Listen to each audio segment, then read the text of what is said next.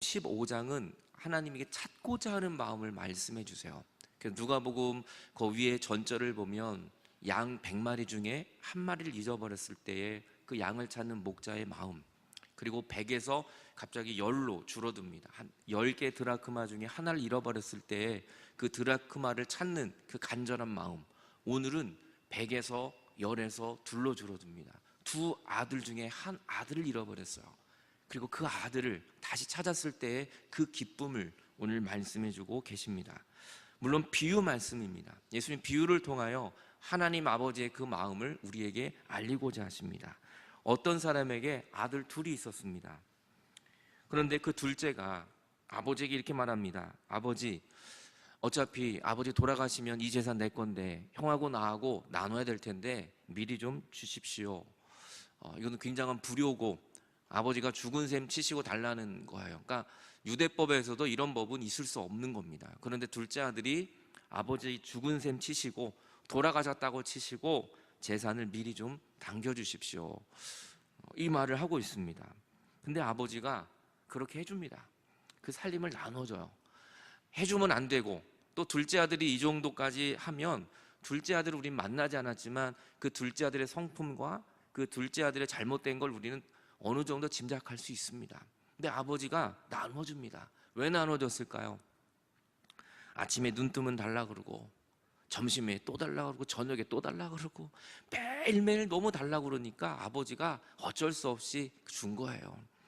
그래, 너 마음대로 한번 해보렴. 둘째 아들에게 재산을 나눠줍니다. 13절, 며칠이 안 돼서 둘째 아들은 재산을 다 모읍니다. 그리고 먼 나라로 갑니다. 며칠이 안 돼서 재산을 모았다는 건 무슨 말이냐면, 이 당시에 아버지가 나눠준 소를 줬을 거고 땅을 주고 뭐 밭을 줬을 거 아니에요? 그거를 어떻게 가지고 가요? 그걸 현금화한 거죠. 빨리 팔아서 돈으로 바꾼 겁니다. 그래서 그 돈을 가지고 어디든지 가면 쓸 수 있으니까, 다시 말하면 급하게 바꿨기 때문에 제 돈 못 받았을 거예요. 소 한 마리가 100만 원이면 뭐 70만 원에 빨리 팔고, 땅이 뭐 1000만 원이면 한 700만 원에 빨리 누구한테 팔아서 헐값에 넘기고 그 돈을 빨리 모아서 나가고 싶었던 거예요. 빨리 아버지를 떠나고 독립하면 잘 될 줄 알았던 거예요. 둘째 아들은 그 재산을 다 모아가지고 먼 나라로 갔습니다. 아버지가 보이지 않는 곳, 아버지가 간섭하지 않는 곳, 아버지의 잔소리가 없는 그 먼 나라로 가면 잘 될 줄 알았어요. 하지만 거기 가서 허랑방탕하고 재산을 다 낭비해버립니다. 아마 오래 가지 못했을 거예요. 허랑방탕하고 쉽게 돈을 쓰고 정말 누가 봐도 이해할 수 없는 그런 방탕한 생활을 하기 시작합니다. 다 없앤 후에 또 그 나라에 흉년이 또 듭니다. 그가 군비파고 먹을 게 없었어요. 그랬더니 그가 그 나라 백성 중에 한 사람에게 붙어 삽니다. 얹혀 살기 시작합니다. 종으로 사는 것이죠. 그리고 그가 그를 보내어 어떻게 하냐면 돼지 치는 사람이 되게 합니다. 돼지우리에서 같이 먹고 같이 자고 돼지 치는 일을 하게 됩니다. 이 유대인들에게 돼지는 가장 천하고 가장 이 업신여김을 받는 짐승 중에 하나였어요. 그러니까 가장 천한 밑바닥까지, 아버지와 살 때는 가장 높은 곳에서 정말 모든 것을 누리며 살았던 이 아들이 아버지를 떠나서 먼 길로 가서 잘 살 줄 알았더니 가장 밑바닥의 삶을 살고 있는 것입니다. 그가 돼지가 먹는 쥐염 열매로 배를 채우고자 했어요. 돼지가 먹는 사료를 먹는 겁니다. 그런데 그거조차도 주는 사람이 없었습니다. 너무나 비참하고 너무나 초라한 인생으로 가장 밑바닥의 인생으로 전락해버렸습니다. 17절, 그런데 이때 이 아들이 깨닫는 것이 있었어요. 가장 밑바닥에서 가장 볼품없는 인생, 가장 천대받는 그 자리에 내려가니까 그때 생각나는 것이 있었습니다. 그때는 돈이 아니었어요. 그때는 화려한 집이 아니었어요. 그냥 그때 아버지 생각이 났었어요. 우리 아버지 집에는 먹을 것도 풍성하고 우리 아버지와 함께 있을 때는 부족함이 없었는데, 그때 아버지와 함께 그때 행복했던 그 시간들이 주마등처럼 지나가기 시작합니다. 그리고 그는 스스로 돌이킵니다. 아버지 생각이 나기 시작합니다. 여러분, 우리가 잘 먹고 잘 살 때는 하나님 생각 별로 나지 않습니다. 신앙생활 그렇게 간절하지 않아요. 하지만 내가 정말 곰핍하고 사업이 바닥을 치고 내 몸에 질병이 오고 자녀들이 다 나를 떠나가는 것 같고 모든 것이 다 희망이 없는 그 순간에 우리에게 찾아오는 생각이 있어요. 그것이 바로 아버지입니다. 오늘 여러분이 가장 힘들고 어려울 때 생각나는 분이 있지 않아요? 어머니, 엄마 한번 불러보고 싶지 않습니까? 그 어머니, 엄마를 한번 부를 때 우리 안에 뭔가 모르는 이 뭉클함이 있잖아요. 오늘 둘째 아들은 아버지를 떠나기까지는 몰랐어요. 아버지의 사랑을, 그 아버지의 그 진정한 은혜가 뭔지를 몰랐어요. 근데 아버지를 떠나고 돼지와 함께 먹고 살면서 그는 깨닫습니다. 아버지, 그 아버지가 나에게 그렇게 잘해줬던 것, 아버지한테는 그 부족함이 없었던 것, 그 아버지가 나에게 있었지. 그는 외로이 눈물 흘리며 그 돼지들과 함께 먹고 자면서 때로는 돼지가 먹는 쥐염 열매도 주는 사람이 없는 그 외롭고 슬플 때 그에게 생각나는 얼굴, 아버지였습니다. 아버지한테는 얼마나 많은 은혜가 있는데 내가 여기서 줄여 죽는구나. 그는 회개하기 시작합니다. 그는 아버지를 그 사랑을 점점 더 깨닫기 시작합니다. 그러면서 그는 이런 고백을 합니다. 일어나자, 아버지께로 가자. 아버지가 혹시나 날 받아주지 않을까? 내가 하늘 아버지와 내 육신의 아버지께 죄를 지었구나. 그러면서 이 탕자는, 이 둘째 아들은 이 어려운 상황 속에서 그는 아버지를 생각하고 회개하기 시작합니다. 그리고 이 둘째 아들은 결심을 하고 일어납니다. 이 일어난다는 것이 부활하고 같은 단어예요. 여러분, 우리가 무덤에 있는 시간이 있는가 하면 일어나 부활을 얻는 시간은 반드시 돌아옵니다. 우리가 가장 연약할 때, 가장 힘들 때, 내 몸에 암이 생길 때, 우리의 사업이 바닥을 칠 때, 그때 우리는 다시 일어나야 합니다. 그때 우리는 다시 일어나서 하늘 아버지께 돌아가야 합니다. 주님의 이름을 불러야 합니다. 그러면 우리의 인생에 놀라운 회복이 일어나게 되는 것입니다. 오늘 둘째 아들은 아버지께 다시 일어납니다. 내가 아버지께 죄를 지었구나. 그는 진정한 회개를 하기 시작합니다. 19절, 지금부터는 내가 아버지의 아들의 일컬음을 감당하지 못하겠다. 내가 아버지께 돌아간다 하더라도 나는 아버지가 아버지의 아들로 살아갈 자격이 없는 사람이야. 그저 품꾼으로만, 그저 노예로, 그저 아버지 집에서 그냥 아버지만 얼굴만 바라보고 살아도 나는 괜찮아. 이렇게 변화되고 있는 이 둘째 아들의 모습을 우리는 보게 됩니다. 회개, 헬라어로 메타노에노, 이것은 방향을 바꾸다는 얘기입니다. 정말 오늘 이 둘째 아들은 방향을 바꾸어서 다시 그 먼 나라에서 방향을 바꾸어 아버지께 돌아가기를 결정합니다. 이제 아버지 품에 그 아버지 얼굴만 보더라도 나는 행복하겠다는 것을 깨닫습니다. 이것이 회개입니다. 오늘 여러분들의 방향이 하나님께로 돌아가기를 바랍니다. 아무리 먼 곳에 왔다 할지라도, 하나님과 너무나 지금 멀어져 있다 할지라도 우리는 얼마든지 하나님께로 돌아갈 수 있습니다. 그는 결정을 합니다. 그리고 아버지께로 정말 돌아갑니다. 여러분, 회개는 정말 이러한 변화가 일어나는 겁니다. 20절에 그가 일어나 아버지께로 돌아갑니다. 그런데 여러분, 성공하지 않았어요. 아버지의 재산을 다 탕진했어요. 몰골은 정말 비참한 것입니다. 가장 비참한 모습으로 돌아가는데 여러분, 빨리 가지 못하죠. 주저하면서 오늘도 어떻게 갈까 말까 몇 분을 망설이며 뒤돌고 앞으로 향해 가고 아마 면목 없는 죄인의 모습으로 아버지께로 천천히 가고 있었습니다. 그런데 아직도 거리가 멀었어요. 아버지를 만나려면 거리가 너무나 멀었어요. 그런데 아버지가 먼저 그 아들을 봅니다. 아버지가 그 아들을 먼저 보고 치근히 여겨 달려갑니다. 아버지가 뛰어갑니다. 그리고 그 아들의 목을 끌어안고 입을 맞추고 울고 있습니다. 이것이 아버지의 사랑입니다. 여러분, 이 아버지가 오늘 우연히 봤을까요? 오늘 우연히 그냥 만났을까요? 아니에요.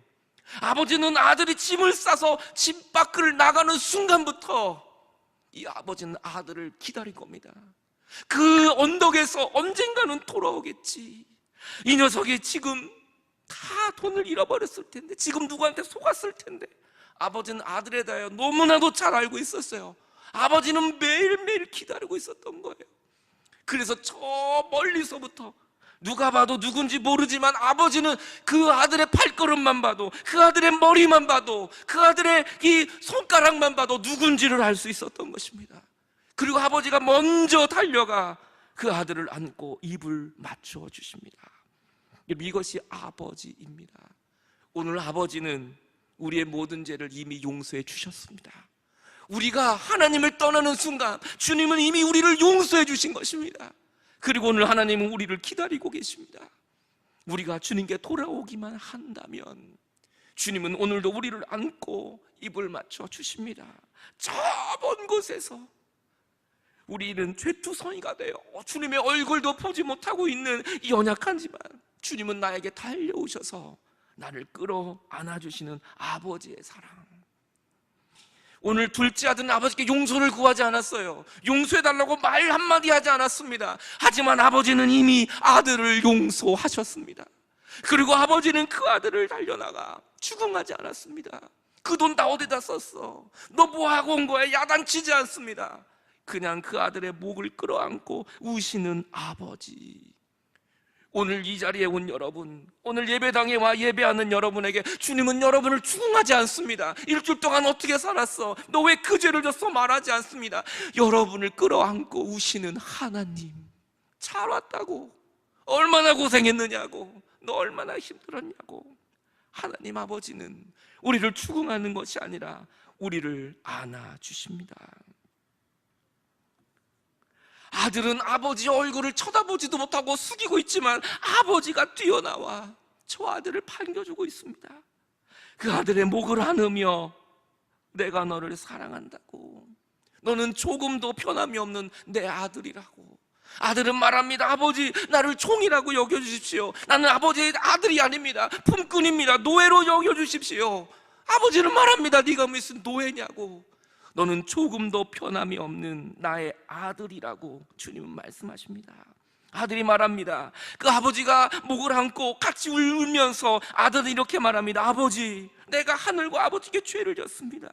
지금부터는 아버지의 아들이라 일컬음을 감당하지 못하겠습니다. 아버지는 그 말을 듣고 종들에게 이렇게 말합니다. 제일 좋은 옷을 가지고 와. 손에 가락지를 끼울 수 있는 그 가락지를 가지고 와. 내 아들에게 신겨줘야 될 좋은 신발을 가지고 와. 주님은 종들에게 명령합니다. 제일 좋은 옷. 이것은 바로 신분을 의미합니다. 돌아온 둘째 아들은 빈몸이었습니다. 상처난 몸이었습니다. 하지만 그 아들에게 제일 좋은 옷을, 너는 내 아들이라는 신분을 증명해 주는 겁니다. 너는 종이, 노예가 아니라 내 아들이라고 손에 가락지를 끼워줍니다. 이것은 상속자를 의미합니다. 네가 나의 모든 재산을 다 탕진해도 너는 내 상속자야. 너는 내 아들이야. 이것이 다 너의 것이야. 죄를 짓고 호랑방탕하게 살아온 아들에게 상속자라고 임명해 줍니다. 발에 신발을 신겨줍니다. 맨발이었습니다. 이 당시에 노예는 신발을 신지 않습니다. 주인만 신발을 신습니다. 너는 이젠 종이 아니야. 노예가 아니야. 너는 자유인이야. 아들에게 신발을 신겨주는 이 아버지. 오늘도 하나님은 우리의 상처난 더러운 옷을 주님은 씻어주시고 하나님의 자녀가 되는 권세의 옷을 여러분에게 입혀주실 것입니다. 오늘 우리는 죄 지은 것밖에 없지만, 우리는 부족하지만 여러분의 손가락에 가락지를 끼우며 너는 내 아들이라고, 천국이 너의 것이라고 우리에게 말씀해 주십니다. 이제는 죄의 노예가 아니라 하나님의 자녀의 자유함을 얻는 하나님이 우리에게 신발을 신겨 주십니다. 저 빈몸에, 상처난 몸에 아버지는 가장 좋은 옷을 우리에게 입혀 주십니다. 여기서 끝나지 않습니다. 살찐 송아지를 끌어다 잡아라. 가장 좋은 송아지, 살찐 송아지, 제일 감 나가는 거 잡아와. 우리가 그거 잡고 같이 먹고 즐기자. 하나님은 오늘도 손해를 보십니다. 우리를 사랑하시기 때문에 주님은 오늘도 손해, 내일도 손해, 하나님은 너무나 많은 손해를 보시면서까지 우리를 사랑해 주십니다. 이것이 바로 십자가의 사랑입니다. 우리는 주님 앞에 매일 배신하고 주님을 십자가에 못 박지만 주님은 우리를 용서하시고 많은 손해를 보면서까지 우리를 주님의 자녀로 불러주시는 것입니다. 사랑하면 손해를 봅니다. 사랑하면 손해보면서도 잔치를 베푸는 겁니다. 이게 진짜 사랑입니다. 오늘 하나님은 하나밖에 없는 독생자 예수 그리스도를 우리를 위해 손해보시면서까지 우리를 구원해 주셨습니다. 그 놀라운 사랑이 바로 여러분을 위한 사랑인 것입니다. 주님은 크게 기뻐하고 잔치를 베풀어 주십니다. 그 돌아온 아들 때문에 과거를 중요하지 않습니다. 그를 추궁하지 않습니다. 묻지 않습니다. 그저 그 아들이 돌아온 자체만으로도 하나님은 기뻐하고 잔치를 베풀어 주시는 것입니다. 바로 하나님은 우리를 기뻐하십니다. 우리가 주님께 돌아오기만 한다면 하나님은 오늘도 잔치를 베풀어 주실 것입니다. 보라, 하나님은 나의 구원이시다. 오늘 둘째 아들이 아마 이 찬양을 하지 않았을까요? 이사야의 말씀, 보라, 하나님만이 나의 구원자시구로 내가 신뢰하고 두려움이 없으리니 주 여호와만이 나의 힘이시며 나의 노래시며 나의 구원이시로다. 돈이 나의 힘이 아니에요. 여러분, 화려함이 나의 힘이 아니에요. 여호와 하나님만이 나의 힘이시며 나의 노래며 나의 구원이십니다. 그 하나님을 떠나는 순간 우리는 죽는 것입니다. 하나님을 떠나는 순간 우리는 사망의 길을 걸어가는 것입니다. 오늘도 여러분의 힘이 되시는 그 구원의 하나님, 그 하나님을 떠나지 마십시오. 그러므로 너희가 기쁨으로 구원의 우물에서 물을 기르리로다. 둘째 아들이 아버지께 돌아왔을 때 기쁨이 회복됩니다. 그에게는 이제 목마름이 아니라 하나님의 영으로 그는 충만한 은혜를 경험하게 되는 것입니다. 아버지께 돌아왔을 때 둘째 아들에게는 치유가 일어났습니다. 회복이 일어났습니다. 변화가 일어났습니다. 오늘 예수님 안에 치유가 있고 회복이 있고 변화가 있습니다.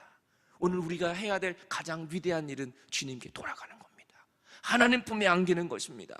회개하고 주님의 뜻대로 사는 것입니다. 이것이 우리를 기쁘게 하고 이것이 우리를 목마르지 않는 영원한 생명을 허락해 주는 것입니다. 내 아들이 죽었다가 살아났다. 내 아들을 잃었다가 다시 얻었다.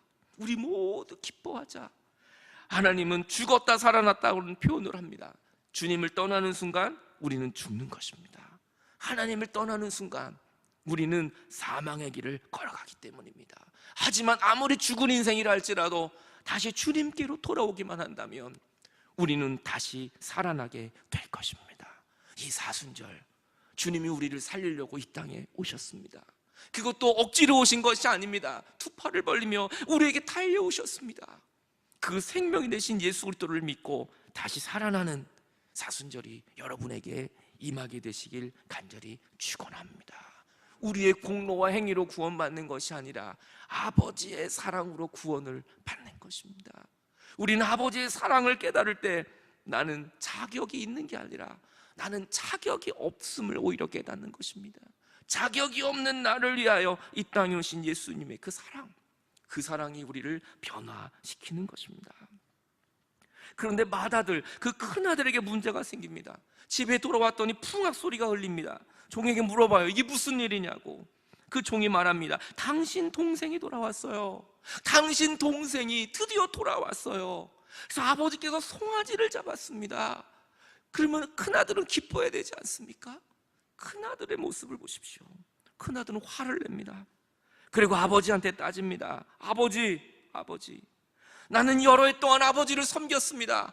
내 뼈가 부서지도록 아버지 섬긴 것밖에 없는데 나한테는 염소 새끼 한 마리 잡아준 적도 없고 친구 불러다가 파티해준 적도 없는데 어떻게 저 둘째가 돌아왔을 때 아버지의 전 재산을 다 창녀들과 함께 삼켜버린 저 아들을 위해서는 살찐 송아지를 잡고 나를 위해서는 아무것도 해주지 않습니까? 너무 서운합니다. 너무 섭섭합니다. 아버지, 도대체 아버지는 누구를 더 위하는 것입니까? 이때 아버지가 말합니다. 얘야, 그렇게 흥분하지 마. 너 그렇게 힘들어하지 마. 나는 너랑 항상 함께 있잖아. 내 것이 다 너의 것 아니냐? 네 거 다, 이거 다 네 거야, 네 거. 너 아무 걱정하지 마. 이 첫째 아들은 이 내 동생이 죽었다 살아났는데 너 지금 이게 문제야? 너 동생 찾으러 몇 번이나 나가봤어? 너 동생 집 나갔을 때 몇 번이나 네 동생 생각해봤어? 네 동생이 살아온 것만 해도 이렇게 감사하지. 너 지금 무엇을 이야기하고 있는 거야? 네 동생 사는 것만 해도 기뻐해야 되는 거 아니야? 오늘 첫째 아들도 나도 아버지에게 인정받으려고 노력하지 않아도 이미 첫째 아들, 둘째 아들은 아버지의 아들이었던 것입니다. 여러분, 우리의 노력으로 공로로 아들이 되는 게 아닙니다. 하나님의 사랑이 부족하고 연약했지만 몇 년을 내가 일하지 않아도 우리는 이미 하나님의 사랑받는 아들이요 딸이라는 사실을 믿을 수 있기 바랍니다. 이것이 하나님의 십자가의 은혜입니다. 누구든지 그리스도 안에 있으면 새로운 피조물이라. 이전 것은 지나갔으니 보라, 새 것이 되었도다. 주님은 이전 것은 보지 않습니다. 그리스도 안에 있기만 하면 우리는 새로운 피조물, 주님의 자녀가 되는 것입니다. 오늘도 주께 달려온 우리를 주님은 안아주십니다. 피투성이가 되고 상처투성이가 된 우리를 달려가면 주님은 외면하지 않습니다. 씻고 와, 너 냄새나. 야야, 너 내 자식 아니다. 그렇게 하지 않습니다. 주님은 우리를 안으시고 끌어안으시고 우십니다. 그 주님 앞에 달려나가 오늘도 이 사순절에 회복되어지는 귀한 축복이 여러분 모두에게 일어나기를 주의 이름으로 간절히 축원합니다.